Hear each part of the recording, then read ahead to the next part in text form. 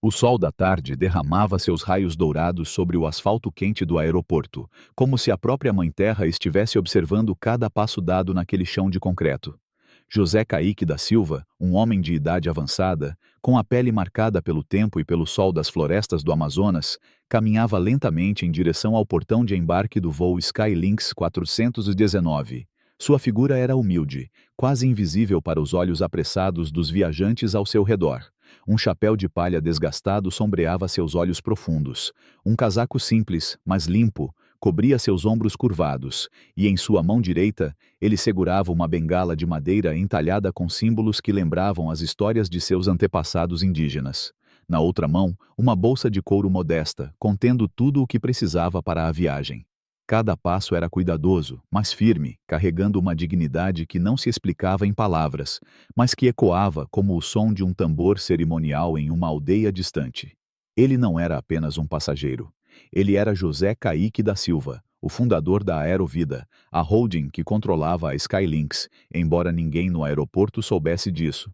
Ele havia escolhido voar sob um nome comum, sem títulos ou fanfarras, para observar o que acontecia quando as máscaras dos logotipos caíam e o coração das pessoas se revelava.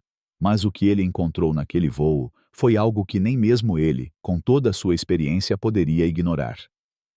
José atravessou o portão de embarque com a tranquilidade de quem conhece o ritmo da terra, sem pressa, sem ansiedade. Sua passagem indicava o assento 1A, na primeira classe, comprado diretamente, não reembolsável, como ele sempre fazia. Ele não buscava luxo, mas sim a oportunidade de ver como a companhia que ele havia construído tratava aqueles que, como ele, carregavam histórias que não se encaixavam nos padrões brilhantes dos folhetos publicitários. Ao entrar na cabine de primeira classe, ele pausou brevemente, verificando os números dos assentos com um olhar atento. Encontrou o 1A, ao lado da janela, com vista para a asa do avião. Com cuidado, ele colocou sua bolsa de couro sob o assento, sentou-se lentamente, apoiando a bengala contra o braço da poltrona, e cruzou as mãos sobre o colo. Um suspiro suave escapou de seus lábios, como se ele estivesse se preparando não apenas para o voo, mas para algo muito maior. Ele fechou os olhos por um momento, sentindo o pulsar da Mãe Terra mesmo a milhares de metros do chão, e deixou que o silêncio o envolvesse. Aquele deveria ter sido o início de uma viagem tranquila, mas a paz foi quebrada pelo som agudo de saltos batendo contra o piso polido da cabine. Mariana Lopes, uma comissária de bordo sênior, avançava pelo corredor com a postura de quem governa o espaço ao seu redor. Seus cabelos presos em um coque perfeito, o uniforme impecável, e um sorriso que parecia esculpido para agradar, mas que não alcançava os olhos. Mariana era conhecida entre os colegas por sua rigidez com o padrão de primeira classe. Para ela, a cabine de elite era um santuário reservado para os certos tipos de pessoas. Executivos em ternos caros, celebridades com óculos escuros ou qualquer um que exalasse o brilho artificial do status. Quando seus olhos pousaram em José, sentado calmamente no assento 1A, algo em sua expressão mudou. Não foi um franzir de sobrancelhas, mas um estreitar de olhos, um julgamento instantâneo que parecia dizer: "Você não pertence aqui." A presença de José, com seu chapéu de palha, sua bengala rústica e sua pele morena que carregava as marcas de uma vida ligada à terra, era uma afronta ao mundo cuidadosamente curado por Mariana. Ela se aproximou com passos rápidos, parando ao lado de sua fileira, cruzando os braços e forçando um sorriso que parecia mais uma advertência. "Senhor", ela começou com um tom que misturava condescendência e autoridade. "Esta sessão é reservada para nossos passageiros prioritários. Posso ver sua passagem?" Por um homem de negócios na fileira oposta, olhou por cima de seus óculos, curioso. Uma mulher 2 fileiras atrás abaixou sua revista, observando em silêncio.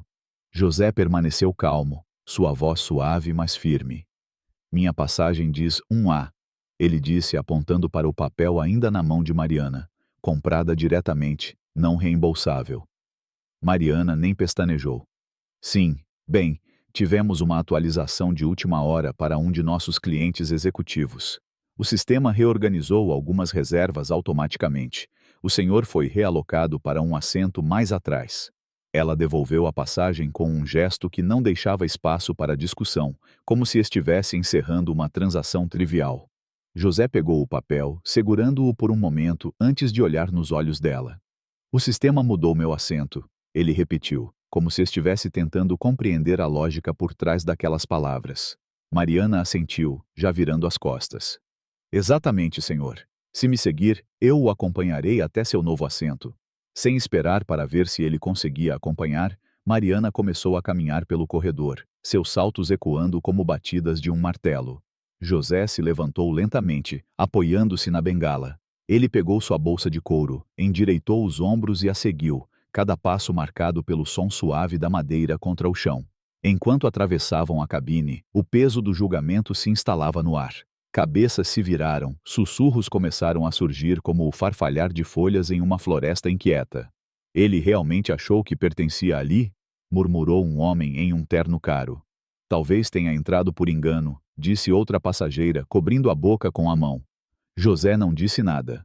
O único som que ele emitia era o toque ritmado de sua bengala, como um tambor que marcava o tempo de uma história ainda não contada. Mariana parou abruptamente na entrada da classe econômica, apontando para o assento 35F, no meio de uma fileira apertada perto do banheiro. Aqui está, senhor, ela disse com um gesto seco. Quando estivermos no ar, trarei um copo d'água. José olhou para o espaço estreito, seus olhos percorrendo o assento como se estivesse avaliando não apenas o desconforto, mas o que aquele momento representava. Sem reclamar, ele se acomodou, colocando a bolsa sob o assento e a bengala sobre o colo. Mariana virou-se e se afastou sem olhar para trás, satisfeita com sua eficiência. Uma jovem comissária, Clara, observava tudo da cortina que separava as cabines. Seus olhos encontraram os de José por um breve momento, e ela hesitou, como se quisesse dizer algo. Você tem certeza de que ele não pertencia à primeira classe? Perguntou ela em voz baixa para Mariana. A comissária sênior riu, um som curto e desdenhoso. A única coisa que ele pertence é um assento que corresponde à classe dele, respondeu, antes de desaparecer na galley. No assento 35F, José se recostou, virando o rosto para a janela. O movimento da primeira classe para aquele canto apertado ainda ecoava em seus ossos, não pelo desconforto físico, mas pelo que representava. Uma mensagem não dita, gravada em olhares e gestos. Você não pertence aqui. Seu corpo doía, as articulações rígidas pela caminhada forçada, mas ele não pediu nada. Ele apenas ficou sentado, imóvel, deixando o mundo ao seu redor ignorá-lo. E eles ignoraram, todos, exceto um. Lucas, um menino de 10 anos com cabelos cacheados e pele morena, sentado na fileira à frente com sua mãe, virou-se no assento, os olhos grandes brilhando com curiosidade. Ele era de uma comunidade indígena no interior do Pará, viajando para visitar parentes em São Paulo. Senhor, ele sussurrou, inclinando-se sobre o encosto. Por que eles foram tão ruins com o senhor? José piscou, pego desprevenido. Ele olhou para o menino, viu a pureza em seu rosto, e um leve sorriso se formou em seus lábios. Não é a primeira vez que me tiram do lugar que paguei, ele disse, a voz áspera mas gentil, como o som de folhas secas ao vento. Mas nunca dói menos. Lucas inclinou a cabeça, claramente confuso. O senhor quer meu assento na janela? Minha mãe diz que eu sempre durmo mesmo. José deu uma risada baixa, um som que parecia carregar a memória de fogueiras e histórias contadas sob as estrelas. Não, obrigado, pequeno, isso é gentil da sua parte. Antes que o menino pudesse dizer mais, sua mãe, Ana, puxou-o de volta para o assento, sussurrando algo em seu ouvido. Ela não olhou para José, apenas ajeitou o lenço que cobria seus cabelos e voltou a fingir que nada havia acontecido. José suspirou, recostando-se novamente. O assento rangia sob seu peso, seus joelhos mal cabiam no espaço, e cada vez que alguém saía do banheiro, roçava contra ele. Ele não se movia. Ele já havia enfrentado ruas onde até os cães tinham mais espaço que homens como ele. Isso era apenas uma nova versão de um velho ritual, mas o pior ainda estava por vir. Mariana voltou ao corredor, agora com um olhar mais afiado, como se tivesse decidido que José ainda não havia sido colocado em seu devido lugar. Ela parou ao lado de sua fileira, segurando um tablet corporativo, e anunciou em voz alta, atraindo a atenção dos passageiros próximos. Senhor, Preciso realizar uma verificação de segurança em sua bagagem de mão. Política de rotina. José virou a cabeça lentamente, suas sobrancelhas se unindo em uma expressão de incredulidade. Há algum motivo? Perguntou ele, a voz firme, mas carregada de uma paciência exausta. Mariana sorriu, um sorriso que não tinha calor. É procedimento, senhor. Sua conduta durante o embarque foi considerada irregular. Cooperação garante um voo seguro para todos. Sem esperar permissão, ela se abaixou, puxou a bolsa de José debaixo do assento com um movimento brusco e abriu o zíper com força, deixando o conteúdo se espalhar pelo corredor. José ficou rígido, seus dedos apertando a bengala. A bolsa continha poucos itens, mas cada um deles era um pedaço de sua história. Um caderno de anotações com capa de couro, onde ele escrevia pensamentos inspirados nas histórias de seus avós.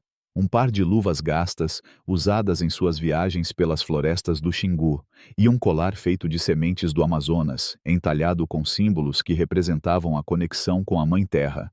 Quando o colar caiu no chão, Mariana o pegou com a ponta dos dedos, segurando-o como se fosse algo sujo. Isso é o que você chama de bagagem? Perguntou ela, com um riso debochado, alto o suficiente para que os passageiros ao redor rissem nervosamente. Ela balançou o colar no ar, deixando as sementes tilintarem. Parece algo que você pegou no chão de uma floresta qualquer. Um homem na fileira ao lado riu baixo, enquanto uma mulher cobriu a boca, fingindo tossir. José inclinou-se para a frente, sua voz baixa, mas cortante. Esse colar é mais velho que sua companhia aérea, disse ele, e carrega mais valor do que você pode entender. Mariana parou por um momento, surpresa com a firmeza de suas palavras, mas logo recuperou o controle. Se é tão valioso, não deveria estar em uma bolsa tão humilde, retrucou, jogando o colar de volta no chão com um gesto displicente. Ela continuou a revirar os itens, pegando um envelope dourado, selado com um emblema que parecia oficial. José imediatamente se inclinou. Por favor, disse ele, a urgência escapando em sua voz. Esse envelope é confidencial. Mariana o segurou entre dois dedos, examinando-o com desdém. Isso? Perguntou, girando-o no ar. Parece um souvenir barato. O que é, um convite para uma festa na aldeia? Ela riu, e alguns passageiros ao redor riram com ela, desconfortáveis, mas seguindo o tom. Não é seu para tocar, disse José, cada palavra pesada como uma pedra lançada em um lago calmo. Mariana deu de ombros, virou-se e caminhou até a lixeira no fundo da cabine. Com um gesto teatral, ela jogou o envelope dentro e fechou a tampa com um estalo. Bem, disse limpando as mãos como se tivesse se livrado de algo sujo. Se era importante, você não o deixaria em uma bolsa cheia de trastes. Ela voltou para os itens espalhados, chutando o colar em direção aos pés de José com a ponta do sapato. Pode guardar isso você mesmo.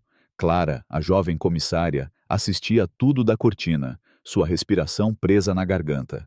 Ela deu um passo à frente, mas parou quando Mariana lançou um olhar afiado em sua direção. Fique no seu lugar, Clara, disse ela, em voz baixa mas venenosa. Isso não é da sua conta. José começou a recolher seus pertences, um a um, com a precisão de quem reúne os pedaços de uma memória sagrada. Suas mãos tremiam ligeiramente, mas ele não fez nenhum som, nenhuma súplica. Ele pegou o colar por último, segurando-o contra a palma da mão como se estivesse reacendendo uma conexão antiga. Ele o colocou cuidadosamente na bolsa, fechou o zíper e voltou a sentar-se, a bengala sobre o colo, o olhar fixo na janela. Mas seus olhos não estavam mais cansados. Havia algo neles agora, algo afiado, como a luz de uma fogueira que começa a ganhar força. O silêncio ao seu redor se aprofundou. Os passageiros desviaram o olhar, desconfortáveis. Lucas, o menino, observava José com uma mistura de confusão e tristeza, segurando o braço de sua mãe, que agora evitava qualquer contato visual. Mariana, satisfeita com seu ato de autoridade, passou pelo corredor novamente, ajeitando bandejas e ignorando o peso do que havia feito, como se a humilhação fosse apenas parte do entretenimento a bordo. Mas na galley, Clara não conseguia se mexer. Ela segurava um carrinho de bebidas com tanta força que seus nós dos dedos estavam brancos. Ela jogou fora algo importante, sussurrou ela para si mesma, olhando para José, que permanecia imóvel. Ao lado dela, Outra comissária, Sofia, uma mulher mais experiente, colocou a mão em seu ombro. Não se meta, Clara, disse ela em voz baixa. Mariana sempre faz isso, e ninguém a para. Ela tem amigos lá em cima. Clara abriu a boca para protestar, mas as palavras morreram em sua garganta. Enquanto isso, na fileira 2A, Rafael, um empresário indígena que havia construído uma carreira de sucesso em São Paulo, observava tudo em silêncio. Ele era um passageiro frequente da Skylynx, conhecido entre a tripulação por sua generosidade e discrição. Algo na figura de José parecia familiar, como uma lembrança distante. Ele franziu a testa, tentando conectar os pontos. Eu já vi aquele homem antes, murmurou para si mesmo, pegando o celular e abrindo um artigo antigo sobre a aerovida. Seus olhos se arregalaram ao ler o nome, José Caíque da Silva. Ele olhou para o fundo da cabine, onde José estava sentado, e seu coração apertou. Ele se levantou, ajustando o paletó, e caminhou até Mariana, que estava na galley.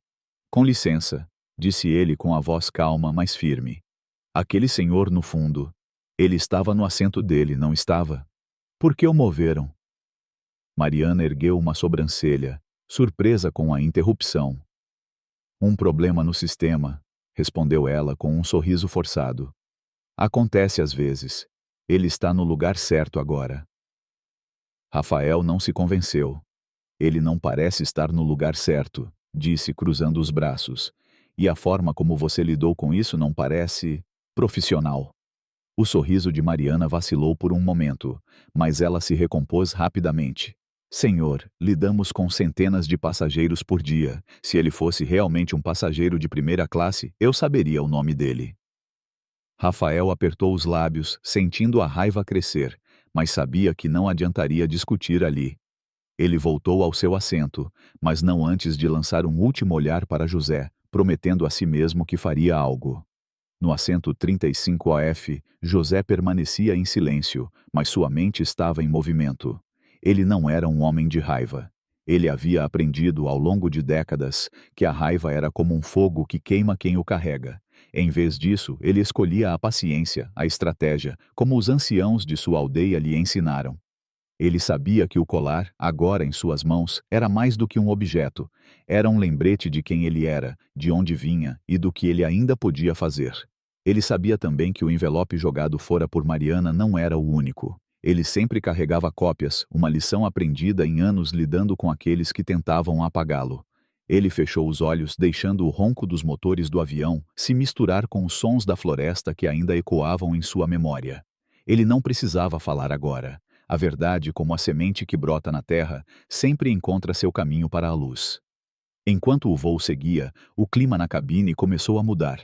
Um adolescente na fileira 27 pegou o celular e começou a gravar, capturando o momento em que Mariana jogou o colar de José no chão. Ele enviou o vídeo para um grupo de amigos, rindo enquanto digitava a legenda: "Olha essa comissária humilhando um velho." Mas o vídeo não ficou apenas entre amigos. Alguém no grupo o compartilhou nas redes sociais, e em poucos minutos ele começou a circular, acompanhado de comentários indignados. "Isso é racismo puro", dizia um. "Quem é esse homem? Ele não fez nada", dizia outro. A bordo ninguém sabia que a história já estava ganhando vida fora do avião, como uma correnteza que cresce antes da chuva. Clara, ainda na galley, não conseguia tirar os olhos de José. Ela se aproximou lentamente de sua fileira, fingindo verificar o cinto de segurança de um passageiro próximo. Quando passou por ele, seus olhos encontraram os dele, e ela viu algo que não esperava. Não era raiva, nem humilhação, mas uma calma profunda, como a de um rio que sabe para onde está indo. Ela hesitou, querendo dizer algo, mas antes que pudesse, uma voz cortou o ar. "Senhor da Silva!" Mariana estava de volta, agora acompanhada por 2 membros da equipe de solo, vestindo coletes refletores. "Precisamos que o senhor nos acompanhe. Há dúvidas sobre sua identificação e credenciais de reserva. O senhor terá que desembarcar para verificação." José piscou uma vez, lentamente, e olhou para ela. "Vocês já me realocaram", disse ele, a voz calma, mas com um peso que fez Clara estremecer. "Estou sentado. Há algo mais?"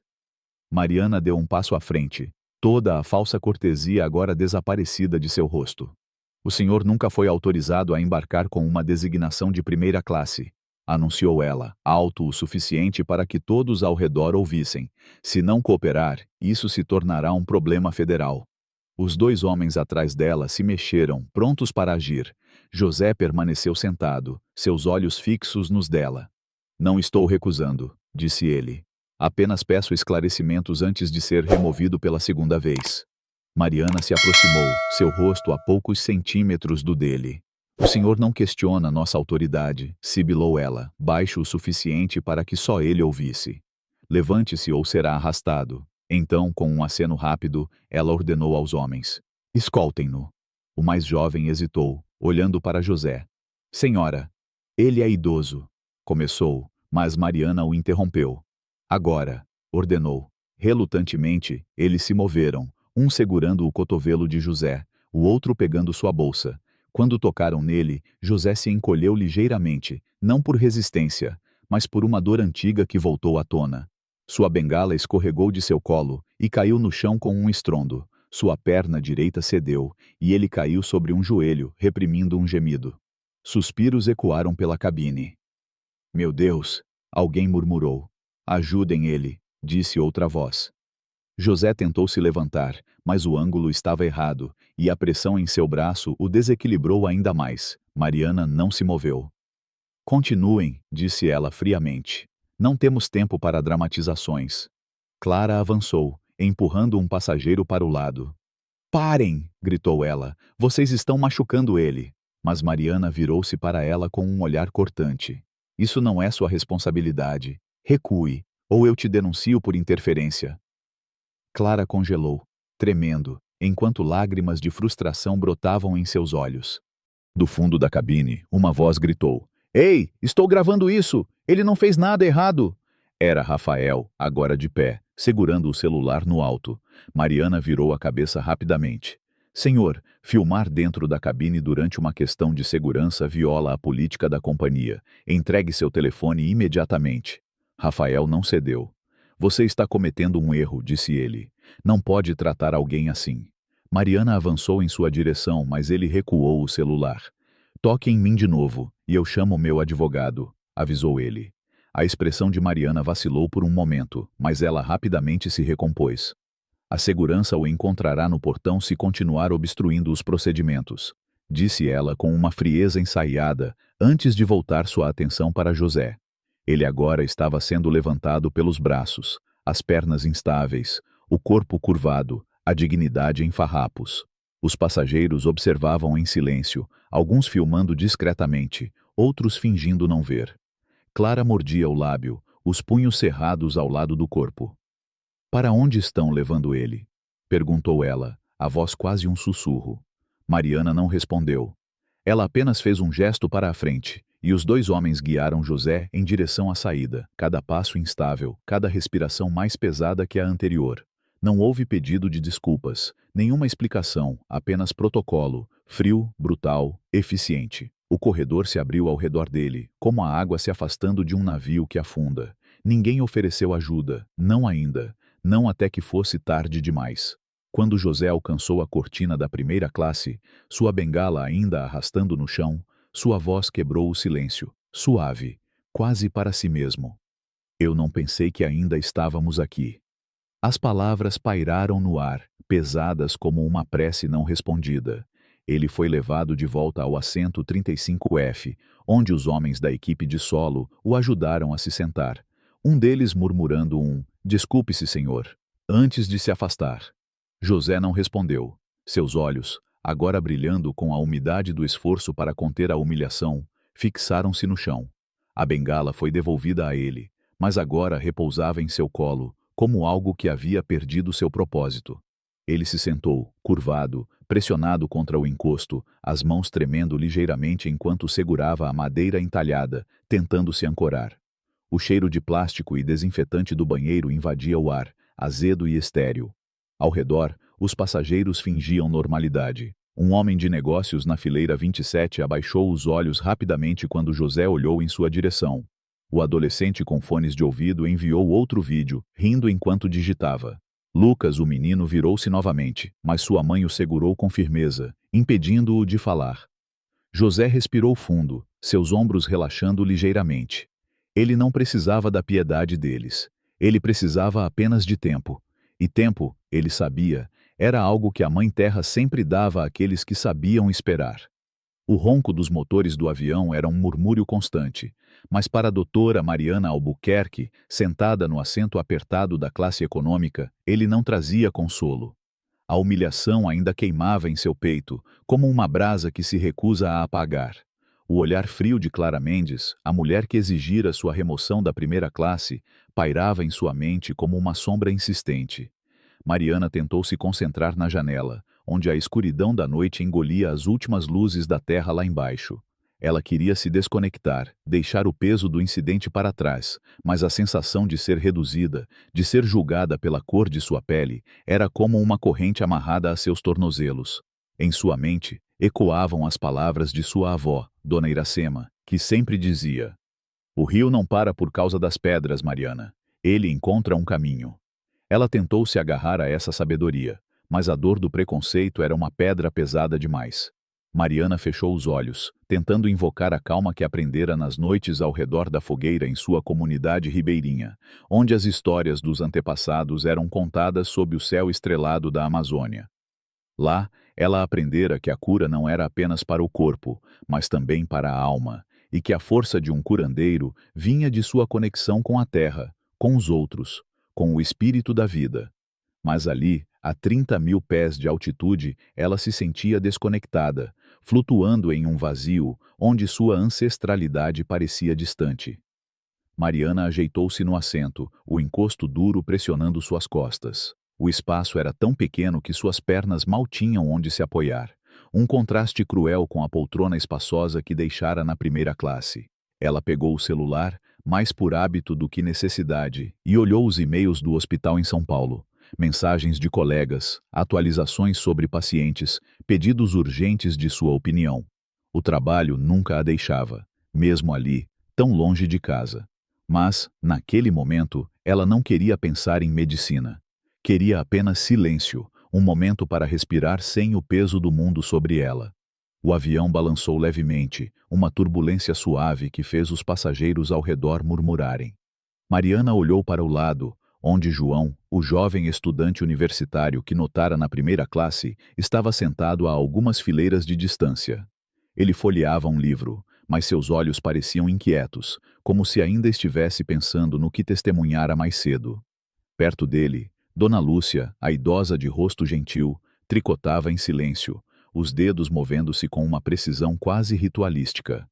Mariana sentiu uma pontada de conforto ao notar a presença deles, mesmo que não tivessem falado em sua defesa. Havia algo em seus olhares, um reconhecimento silencioso, uma solidariedade que não se expressava em palavras. A comissária Ana passou pelo corredor, verificando os passageiros com um sorriso profissional, mas seus olhos encontraram os de Mariana por um instante. Havia uma compaixão ali, um pedido de desculpas não verbalizado pelo que acontecera. Mariana devolveu um aceno sutil, não querendo prolongar o momento. Ela só queria que o voo passasse rápido, que ela pudesse chegar a São Paulo e deixar aquela experiência para trás. Mas, como se o destino estivesse testando sua resiliência, um som cortou o silêncio da cabine. Um grito agudo, infantil, carregado de pânico. Mariana abriu os olhos imediatamente, o coração disparando. Era um som que ela conhecia bem, um som que a arrancava de qualquer cansaço ou distração, o grito de uma criança em perigo. Seus instintos de médica tomaram conta, apagando a exaustão e a dor do incidente anterior. Ela olhou para a frente da cabine, onde o som vinha, e viu Pedro, o menino que ajudara com o cinto, debatendo-se em seu assento. Suas mãos pequenas agarravam o pescoço, o rosto vermelho, os olhos arregalados de medo, enquanto ele tentava respirar. Sem pensar, Mariana desabotoou o cinto e levantou-se, movendo-se rapidamente pelo corredor em direção à primeira classe. Os passageiros ao redor a observavam, alguns com curiosidade, outros com preocupação. Ana, a comissária, já estava ao lado de Pedro, o rosto pálido de tensão, enquanto Clara, a mãe do menino, segurava os ombros dele, a voz trêmula de desespero. Pedro, respira, meu amor, respira, dizia ela, mas suas palavras eram mais um grito de pânico do que um conforto. Mariana chegou ao lado de Pedro, ajoelhando-se rapidamente. Sou médica, disse com firmeza, dirigindo-se tanto a Ana quanto a Clara. Ele está tendo uma crise de asma. Ele tem inalador? Clara a encarou, os olhos arregalados, a expressão dividida entre choque e terror. Por um instante pareceu incapaz de responder, como se a presença de Mariana, a mulher que ela rejeitara, fosse demais para processar. Então, balançou a cabeça freneticamente. Não, não, ele deixou no carro. Eu achei que não precisava. Ele estava bem. Sua voz tremia, carregada de culpa. Mariana sentiu o peso da situação. Uma crise de asma a 30.000 pés, sem inalador, era uma emergência grave. Ela precisava agir rápido. Tudo bem, Clara. Precisamos manter ele calmo. O pânico piora a respiração, disse mantendo a voz firme, mas gentil, como aprendera com sua avó. Pedro, olha para mim, continuou, colocando uma mão suave no ombro do menino. Vamos respirar juntos, devagar. Você consegue? Pedro, com o rosto vermelho e os olhos cheios de medo, tentou imitar os movimentos de Mariana, que respirava lentamente, demonstrando o ritmo. Mas as respirações dele eram curtas, rasas, cada uma um esforço desesperado. Mariana virou-se para Ana. Preciso de oxigênio agora, máscara e tanque, e qualquer suprimento médico que tenham a bordo. Ana assentiu, correndo para buscar os equipamentos enquanto Mariana permanecia ao lado de Pedro, guiando-o com calma. Você é forte, Pedro, vamos passar por isso juntos, disse, sua voz como um cântico, ecoando a serenidade que Dona Iracema usava para acalmar os doentes em sua comunidade. Enquanto Ana voltava com o tanque de oxigênio, Mariana sentiu os olhares dos outros passageiros. João, o estudante, levantou-se de seu assento, aproximando-se hesitante. Posso ajudar em algo, doutora? Perguntou, a voz cheia de respeito. Mariana olhou para ele, grata pela iniciativa. Ajude a manter os outros passageiros calmos, por favor. Diga que está tudo sob controle. João assentiu, voltando-se para os assentos ao redor, falando em voz baixa, tentando dissipar a tensão que crescia na cabine. Dona Lúcia, ainda tricotando, ergueu os olhos e murmurou algo que Mariana não ouviu, mas o olhar da idosa era de apoio, como se estivesse enviando uma prece silenciosa. Mariana colocou a máscara de oxigênio no rosto de Pedro, ajustando o fluxo com cuidado. A respiração dele começou a se estabilizar, mas ainda era frágil, o chiado em seu peito um lembrete constante do perigo. Clara, sentada ao lado, segurava a mão do filho, os olhos marejados. Você vai ficar bem, meu amor, sussurrava, mas sua voz tremia tanto quanto suas mãos. Mariana trabalhava com precisão, sua mente correndo por cenários possíveis. Sem o inalador, o oxigênio era apenas uma solução temporária. Se a crise piorasse, precisariam descer imediatamente. Ela olhou para Ana, que estava de volta com uma bolsa de suprimentos médicos. Avise o piloto que podemos precisar de uma descida de emergência, disse Mariana, a voz firme, mas sem perder a calma. Ana assentiu, correndo para o cockpit, enquanto Mariana mantinha o foco em Pedro. Você está indo bem, pequeno. Só continue respirando comigo, disse, sentindo o peso do momento. Ela pensava em sua infância, nas vezes em que ajudara Dona Iracema a cuidar de pessoas doentes na comunidade. Uma vez, um menino da mesma idade de Pedro tivera uma crise respiratória, após inalar fumaça de uma queimada. Iracema usara ervas e um chá calmante, ensinando Mariana a manter a serenidade mesmo quando o medo tentava dominar. Agora, sem ervas ou chás, Mariana usava sua formação médica, mas o espírito de sua avó estava ali, guiando suas mãos. Clara, ainda segurando a mão de Pedro, olhou para Mariana, os olhos cheios de lágrimas. Eu não sei o que fazer. Eu não sabia que ele precisava tanto do inalador, disse a voz quebrada. Mariana notou a culpa na voz dela, mas não havia tempo para confortá-la. Você está aqui com ele agora, Clara. Isso é o que importa. Ajude-me a mantê-lo calmo, respondeu, mantendo o tom firme, mas acolhedor. Clara assentiu, enxugando as lágrimas, e começou a falar com Pedro em voz baixa, tentando acalmá-lo. Mariana sentiu a tensão na cabine crescer. Os outros passageiros, antes indiferentes, agora observavam com uma mistura de medo e fascínio. O homem de terno que zombava de Mariana na classe econômica agora estava em silêncio, os olhos fixos nela, como se a visse pela primeira vez. Dona Lúcia, com seu tricô no colo, murmurava algo que parecia uma oração, os dedos movendo-se mais rápido, como se estivesse tecendo proteção para o menino. De repente, a respiração de Pedro piorou. Ele começou a se debater, as mãos agarrando a máscara de oxigênio, os olhos arregalados de pânico. Mariana sentiu o coração apertar. "Ana, agora!" gritou, a voz mais alta, mas ainda controlada. "Diga ao piloto que precisamos descer imediatamente." Ana correu para o cockpit, enquanto Mariana ajustava a máscara, tentando aumentar o fluxo de oxigênio. "Pedro, olha para mim", disse, segurando o rosto dele com delicadeza. "Você é como o rio, forte e constante. Vamos encontrar o caminho juntos." Ela usava as palavras como um encantamento, como sua avó fazia, tentando alcançar não apenas o corpo, mas a alma do menino. Pedro a encarava, o medo ainda presente, mas havia confiança em seus olhos, uma crença de que Mariana poderia salvá-lo. A voz do piloto ecoou pelo intercomunicador, cortando a tensão na cabine. "Senhoras e senhores, temos uma emergência médica a bordo. Estamos iniciando uma descida de emergência para o Aeroporto Internacional de Denver. Comissários, preparem-se para a descida." O anúncio trouxe um murmúrio coletivo, mas também um alívio. Mariana sentiu a pressão na cabine mudar enquanto o avião começava a descer rapidamente. A turbulência sacudia a aeronave, fazendo os compartimentos superiores chacoalharem, mas Mariana permanecia firme, os olhos fixos em Pedro. Ela monitorava o pulso dele, sentindo o ritmo acelerado sob seus dedos. "Você está indo bem, Pedro. Só mais um pouco", dizia, a voz como uma âncora em meio à tempestade. Clara, agora chorando abertamente, segurava a mão de Pedro com força. "Obrigada, doutora", sussurrou, a voz carregada de emoção. "Eu não sei o que faria sem você." Mariana olhou para ela por um instante, percebendo a mudança em seu tom. A mulher que horas antes a rejeitara com tanto desprezo agora dependia dela para salvar seu filho. Não havia tempo para processar a ironia.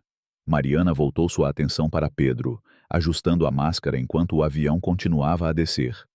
João, que voltara para ajudar, mantinha os outros passageiros calmos, falando com firmeza, mas com empatia. "Está tudo sob controle. A doutora sabe o que está fazendo", dizia, e Mariana sentia uma pequena onda de gratidão por sua presença. Quando o avião finalmente tocou o solo em Denver, o impacto foi brusco, mas trouxe um alívio imediato. Mariana deixou escapar um suspiro, os ombros relaxando ligeiramente. Os paramédicos entraram na cabine minutos depois, movendo-se com eficiência enquanto avaliavam Pedro. Mariana deu a eles um resumo rápido. "Crise de asma grave, sem inalador. Estabilizei com oxigênio, mas ele precisa de tratamento imediato." Os paramédicos assentiram, colocando Pedro em uma maca, enquanto Clara o seguia, os olhos ainda cheios de lágrimas. Antes de sair, Clara virou-se para Mariana, o rosto marcado por gratidão e culpa. "Obrigada", murmurou, a voz quase inaudível. Mariana apenas assentiu, exausta, mas aliviada. Enquanto os paramédicos levavam Pedro, a cabine ficou em silêncio, os passageiros ainda processando o que acabara de acontecer. Mariana voltou para seu assento na classe econômica, o corpo dolorido, a mente em turbulência. Ela salvara Pedro, mas o peso do que acontecera antes, a rejeição, o preconceito, ainda estava lá, misturado com o alívio de ter feito seu trabalho. Enquanto o avião se preparava para decolar novamente, ela olhou pela janela, as luzes de Denver brilhando ao longe. Pensou na avó, nas lições de resiliência, na força que vinha da terra e dos rios. "Você é a ponte, Mariana", dizia Iracema. E naquele momento, Mariana sabia que, apesar de tudo, continuaria sendo essa ponte, conectando mundos, curando vidas, mesmo quando o mundo tentava empurrá-la para as sombras. O voo Skylynx 419 cortava os céus com um zumbido constante, mas dentro da cabine, o ar estava carregado de uma tensão que não se explicava pelo ronco dos motores. José Caíque da Silva, sentado no assento 35F, permanecia em silêncio, sua bengala de madeira entalhada repousando sobre o colo como um símbolo de resistência quieta. Ele não era apenas um homem idoso com aparência humilde. Ele era o fundador da Aerovida, o coração pulsante por trás da Skylynx, e suas raízes indígenas, forjadas nas profundezas da Amazônia, lhe ensinaram que a justiça, como uma semente sob a terra, precisa de tempo para romper o solo. Enquanto o avião iniciava sua descida, desviando-se para um terminal privado em vez do portão comum, o peso do que estava por vir se instalava como a calmaria antes de uma tempestade na floresta. Fora da cabine, nas redes sociais, o vídeo do adolescente que mostrava Mariana Lopes humilhando José já ultrapassava 1 milhão de visualizações, com hashtags como Justiça para Kaique ecoando como um chamado ancestral. Mas José não precisava de aplausos virtuais. Ele aguardava, com a paciência de um ancião que sabe que a Mãe Terra sempre revela a verdade. Quando o avião tocou o solo, o som das rodas contra o asfalto ecoou como um tambor cerimonial, marcando o fim de uma jornada e o início de algo muito maior. Os passageiros, ainda atordoados pelo anúncio hesitante do capitão Paulo sobre a revisão de um incidente, começaram a se mexer, mas ninguém ousava desembarcar. As janelas revelavam algo incomum.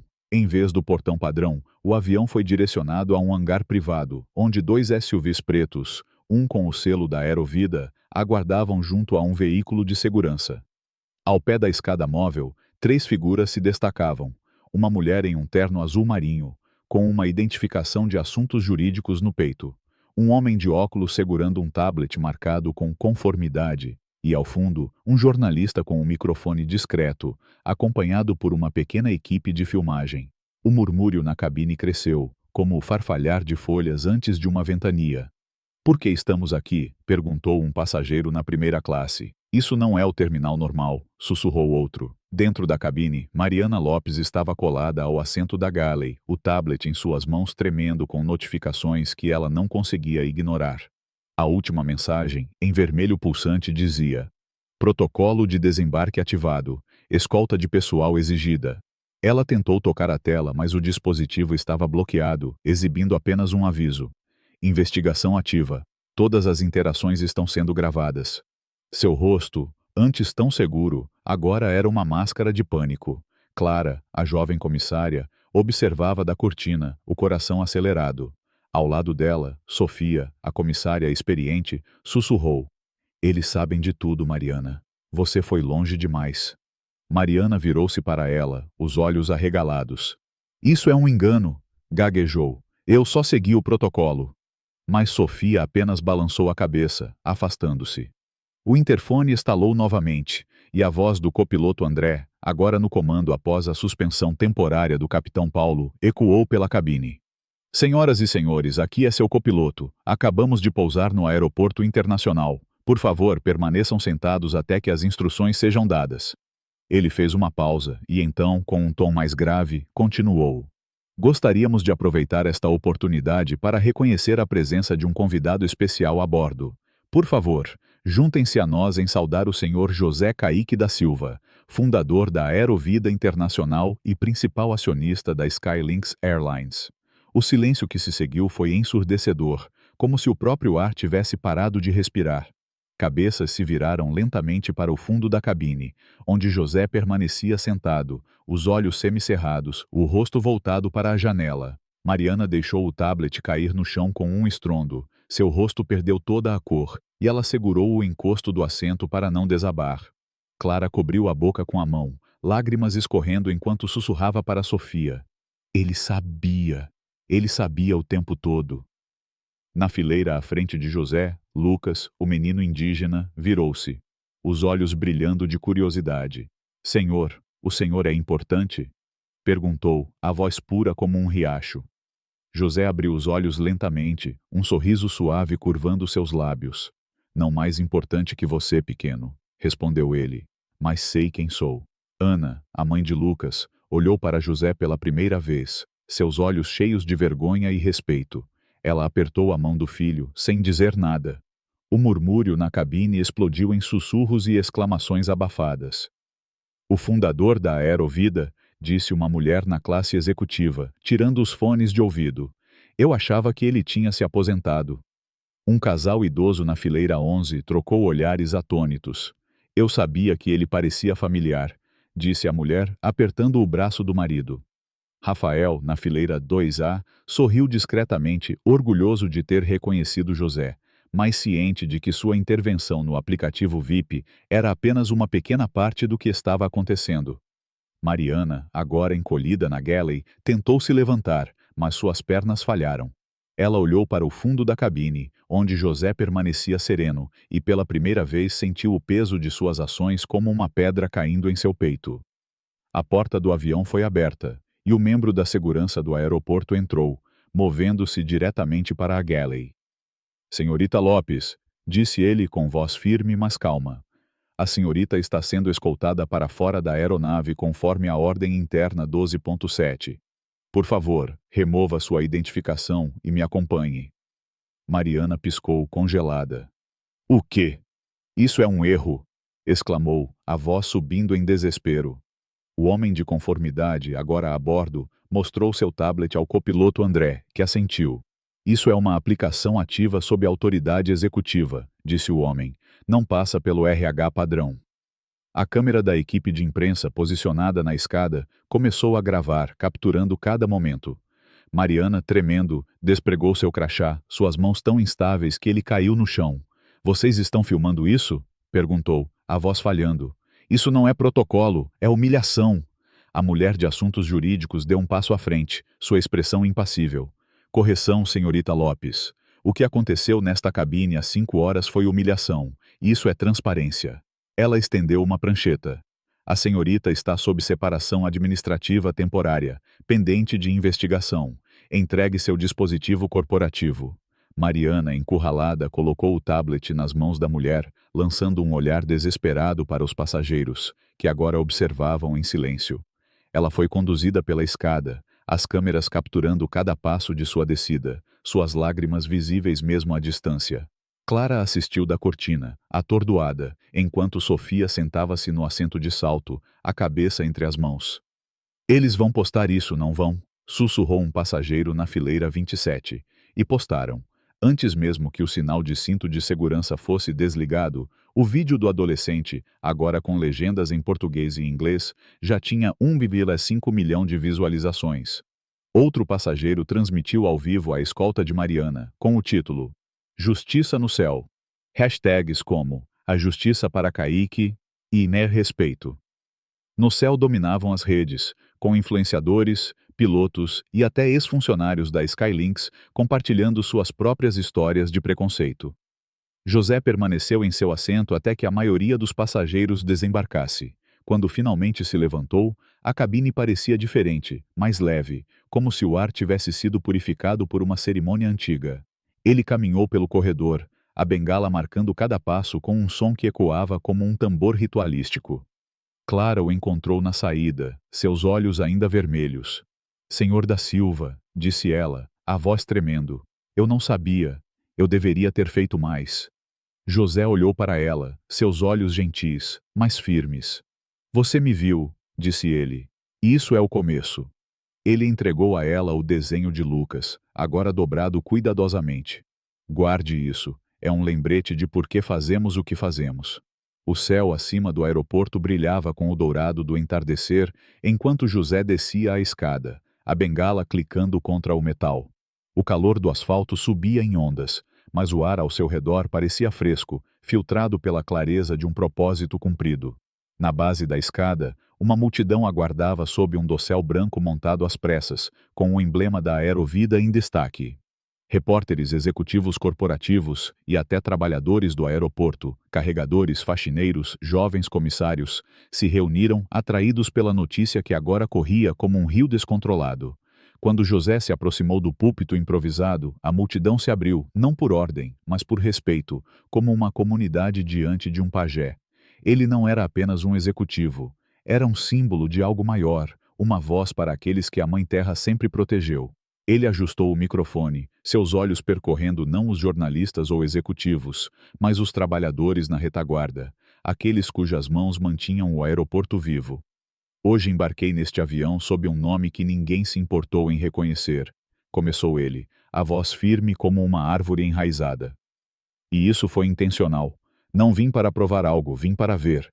Queria saber que tipo de mundo existe quando os títulos são silenciados, quando o nome não é anunciado no portão. Os repórteres se inclinaram, câmeras capturando cada palavra. O que encontrei foi algo que muitos já conhecem, mas poucos na minha posição sentem. O preconceito nem sempre é barulhento. Às vezes, é educado, eficiente, vestido de profissionalismo, mas cortado do mesmo tecido da crueldade aberta. Ele fez uma pausa, deixando as palavras assentarem como sementes na terra. Mas a diferença entre ser silenciado e ser lembrado está no que você faz depois. Ele alcançou o bolso interno do casaco e retirou um segundo envelope dourado, idêntico ao que Mariana jogara fora. Com efeito imediato, anuncio a Iniciativa Caique, um fundo multimilionário dedicado a fornecer bolsas de aviação, treinamento de liderança e proteção legal para indígenas e outros que enfrentaram discriminação nesta indústria, especialmente aqueles que nunca passaram da primeira entrevista porque alguém achou que não pertenciam a 35 mil pés. A multidão murmurou, alguns aplaudindo, outros assentindo em silêncio. Além disso, continuou ele, os protocolos internos da Skylinks passarão por uma auditoria completa por um conselho independente. Qualquer funcionário que tenha manipulado políticas para reforçar preconceitos será investigado e responsabilizado, não em segredo, mas publicamente e permanentemente. Uma jornalista levantou a mão. Senhor da Silva, o senhor retornará a um papel executivo? José olhou para ela, a expressão inescrutável. Meu papel nunca se foi, respondeu. Eu apenas escolhi quando lembrar às pessoas que ele existia. Câmeras dispararam, flashes iluminando seu rosto. Ele recuou do púlpito e virou-se para Clara, que estava ao lado, os olhos brilhando. Venha aqui, disse ele suavemente. Ela hesitou, mas deu um passo à frente. José retirou do bolso um pequeno broche de prata, o histórico brasão da Aerovida, e o prendeu ao blazer dela. Lembra o que eu disse no avião? Perguntou ele. Clara assentiu, a voz presa na garganta. Os que vêm antes do nome importar. Ele sorriu. Continue vendo, e nunca pare. Enquanto José caminhava para o SUV, Lucas correu até ele, escapando da mão de sua mãe. Ele segurava outro desenho, desta vez de um avião voando sobre uma floresta. É para o senhor, disse tímido. José se abaixou, aceitando o desenho com um sorriso. Você vai voar um dia, pequeno, disse ele. E vai carregar a floresta com você. Ana, a mãe, aproximou-se, os olhos cheios de gratidão. Obrigada, sussurrou ela, por mostrar a ele que podemos ser mais. José assentiu, sem dizer nada, e entrou no veículo. Nas redes sociais, o impacto se espalhava como um incêndio na mata seca. O vídeo de Mariana sendo escoltada agora tinha 12 milhões de visualizações, e o discurso de José, transmitido ao vivo, era compartilhado por pilotos, estudantes e até CEOs de companhias rivais. A hashtag Justiça para Caique tornou-se um grito global, inspirando comunidades indígenas no Brasil a contar suas próprias histórias de resistência. Uma jovem de uma aldeia no Mato Grosso postou um vídeo dizendo: Senhor Caique, um dia vou pilotar seu avião. Você me mostrou que a Mãe Terra nos levanta. Em um pronunciamento final, transmitido naquela noite de seu escritório simples, cercado por livros e uma foto antiga dele ao lado de uma árvore gigante na Amazônia, José olhou diretamente para a câmera. Poder não é sobre quão alto você fala quando todos escutam, disse ele. É sobre o que você faz quando ninguém acredita que você o tem. Lembrem-se. Nunca julguem um homem pelo assento que ele ocupa, especialmente quando o avião não é de vocês. A tela escureceu e o silêncio que se seguiu disse tudo. A história de José Caique da Silva no voo Skylinks 419 é como um chamado da Mãe Terra, um lembrete de que a verdade, como uma semente, sempre encontra seu caminho para a luz. A calma de José diante da injustiça reflete a sabedoria indígena de ouvir antes de falar, de esperar o momento certo para agir. Sua força não estava em gritar, mas em permanecer firme, como uma árvore cujas raízes resistem às tempestades. A humilhação que ele sofreu por causa de sua aparência e origem indígena é um espelho das barreiras que muitos enfrentam, onde preconceitos tentam apagar identidades. No entanto, a revelação de sua verdadeira identidade e sua resposta poderosa mostram que o respeito e a justiça não dependem de títulos, mas da dignidade que carregamos dentro de nós. A lição que aprendi com José é profunda. Nunca devemos julgar alguém pelo que parece ser. Pois cada pessoa carrega uma história sagrada, como as sementes da floresta que guardam vida. Na vida, devemos ouvir com o coração, como os anciãos ensinam, e agir com coragem quando a injustiça surge. Isso significa defender quem é silenciado, questionar sistemas que excluem e valorizar a diversidade que a Mãe Terra nos deu. Aplico isso vivendo com empatia, reconhecendo o valor de cada pessoa, independentemente de sua origem, e trabalhando para construir espaços onde todos possam voar, como José fez com sua iniciativa. Se esta história tocou seu coração, junte-se a nós. Dê um like, compartilhe este vídeo e inscreva-se no canal para mais histórias que ecoam a força de nossos antepassados. Deixe um comentário contando de onde você está assistindo e o que sentiu ao ouvir a jornada de José.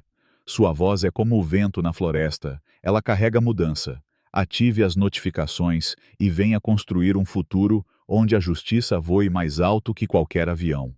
Justiça para Kaique.